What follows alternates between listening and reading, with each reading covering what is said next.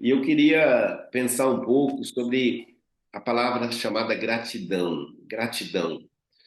Mas agora de manhã quero falar um pouco sobre a ingratidão e o que leva à ingratidão, que é a insatisfação.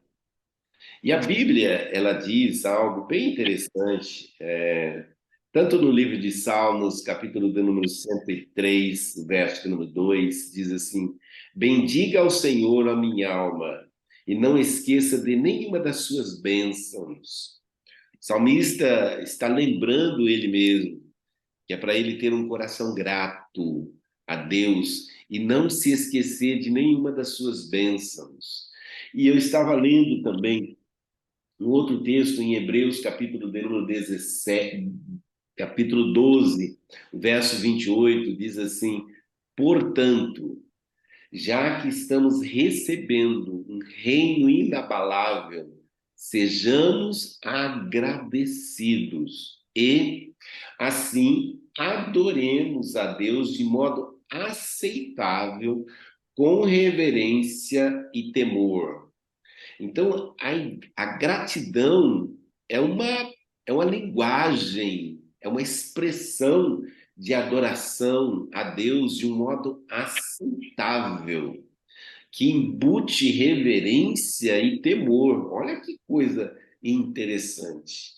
Já está implícito dentro da gratidão essa reverência, né? Esse reconhecimento de quem Deus é e de quem você é, e esse temor que você vai, né, naquela vibe, né, de honrar, de respeitar todas as vezes quando você não se esquece de nenhuma das suas bênçãos, quando você entende que você já recebeu um reino inabalável, ou seja, um reino imutável, e aí você então expressa a sua gratidão. Às vezes a gente perde de vista tudo isso, porque o presente, a dor, a tristeza, a doença, o diagnóstico, a falta, muitas vezes ganha a nossa atenção. E aquilo que eu já disse aqui, aquilo que ganha a nossa atenção, ganha o nosso coração. E se nós permitirmos que a situação ela enche o nosso coração, em algum momento nós vamos começar a falar daquilo que o coração está cheio. Então, é um caminho que às vezes a gente precisa entender que faz parte do processo da gente se tornar ou alguém adorador ou alguém murmurador. Então, algo para a gente refletir. Será que eu sou uma pessoa satisfeita?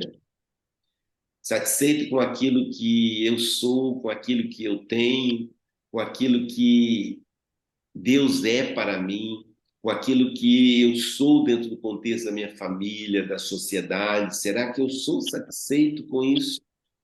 Sabe por quê? Eu descobri algo muito interessante, que a insatisfação é um vício emocional. Faz a pessoa continuar insatisfeita. Ou seja, uma coisa cíclica. O insatisfeito, ele se torna um viciado e totalmente insatisfeito. E independe, às vezes, do que ele já conquistou ou do que ele conquista. Eu gosto daquela chamada de atenção de Jesus para com os discípulos, quando eles voltam, aqueles 70 voltam, celebrando, né, que os demônios eles se submetiam a eles. E Jesus fala algo muito interessante. Jesus fala para eles o seguinte, fala, ó, não se alegrem porque os demônios vos se submetem, mas se alegrem porque os vossos nomes estão escritos no livro da vida. Olha que graça que nós já temos e que não nos custou, vamos dizer assim, absolutamente nada, a não ser um sim para Jesus. Gratidão. O insatisfeito, ele esquece daquilo que ele já conquistou. A insatisfação, ela desemboca, ela leva à ingratidão. A insatisfação com as pessoas, a insatisfação com Deus, a insatisfação com a vida. Que tem gente, bom seria se eu dormisse e não acordasse mais. Ah, se o buraco abrisse e tudo acabasse. Insatisfação leva à ingratidão. Agora, por Uau. outro lado, os gratos, as pessoas gratas, elas são seletivas. Ou seja, elas conseguem enxergar as oportunidades, conseguem discernir as coisas boas e elas escolhem aquilo que elas querem nos seus relacionamentos, aquilo que elas querem para investir o seu tempo, porque o grato é seletivo. O grato atrai coisas boas, o grato atrai pessoas boas, o grato fala coisas boas, o grato cresce, o grato avança, o grato prospera. E agora, por um outro lado, o insatisfeito, o ingrato, ele atrai coisas ruins, ele atrai pessoas ruins, ele critica, ele reclama, ele murmura. E a Bíblia diz, para finalizar, em 1 Tessalonicenses 5,18, que nós devemos ser gratos a Deus por tudo, que essa é a vontade de Deus. Então, eu quero nesta manhã, e finalizar essa reflexão, fazendo uma pergunta para você, para que você, nessa manhã, possa dizer obrigado, Senhor. O que você precisa agradecer a Deus agora? Ou pelo que você precisa agradecer agora? Agora, não é ontem, não é. Não, agora, o quê?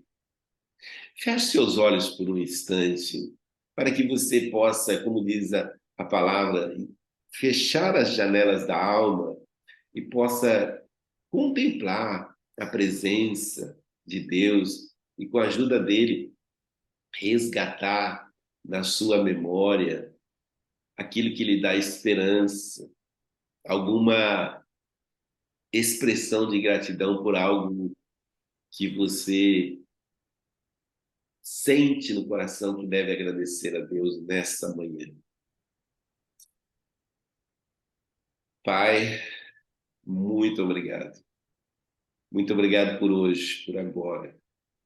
Muito obrigado pela sua doce presença, que tem nos provido, que tem nos suprido. Muito obrigado, porque se não for o Senhor e estivesse ao nosso lado, o inimigo já teria nos engolido vivos hoje. Muito obrigado, Senhor.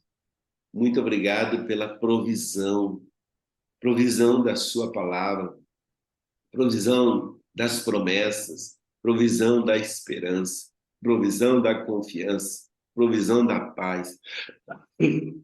Muito obrigado, Senhor. Muito obrigado porque posso tossir, porque é um sintoma de que algo bom está acontecendo no meu organismo. Meu organismo está resistindo, está expulsando esses vírus do meu corpo. Muito obrigado, Senhor. Muito obrigado pela viva esperança de que hoje será, já está sendo um dia extraordinário, porque o Senhor já está descortinando diante da nossa alma a sua bondade, a sua generosidade, a sua graça para conosco, para com a nossa casa, para com a nossa família. Muito obrigado pelas curas, porque cremos que o Senhor já está dando para nós, pelos livramentos que o Senhor já está dando para nós, muito antes das doenças se manifestarem, muito antes dos perigos se manifestarem, porque o Senhor está sempre indo à frente, rompendo as portas fechadas, despedaçando os ferrolhos de bronze, desfazendo os laços do passarinheiro, removendo as pedras de tropeço. Ah, Deus, muito obrigado.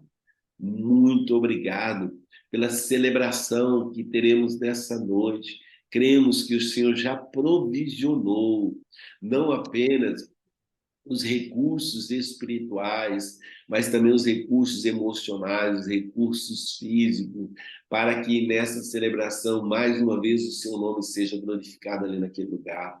Então, continua conosco no decorrer desse período chamado hoje, nos ajudando, nos sustentando, nos levantando quando os nossos joelhos eles se dobram, quando o cansaço e a fadiga quer nos abater. Ah, Senhor, continua a nos ajudar, Senhor, a manter vivo em nossos corações e na nossa memória aquilo que nos dá esperança, que é o Senhor, que tem nos agraciado com o perdão dos pecados, com acesso irrestrito a esse reino inabalável. Ah, Senhor, nessa manhã o nosso coração é grato a Ti por aquilo que o Senhor é, e por aquilo que o Senhor tem se tornado em nós e por nós e para nós. Muito obrigado por aquilo que o Senhor está fazendo, que muitas vezes os nossos olhos e os nossos sentidos não percebem, mas o Senhor não está dormindo, o Senhor não está morto, mas o Senhor ressuscitou e vivo está. Muito obrigado por aquilo que o Senhor ainda fará em nós, por nós e através de nós. Então, continua conosco, nos ajudando e glorificando o seu nome. Pai, é no nome de Jesus que nós oramos, e é no nome do Senhor Jesus que, com grande expectativa, aguardamos vivenciar um dia extraordinário. É isso que nós declaramos nessa manhã, portas abertas, céus abertos, fluxo de graça a favor do Senhor, fluindo sobre nós, através de nós, nas nossas áreas de influência. Seja conosco, é a nossa oração em nome de Jesus. Amém e amém e amém. Aleluia, glória a Deus. Há um coach,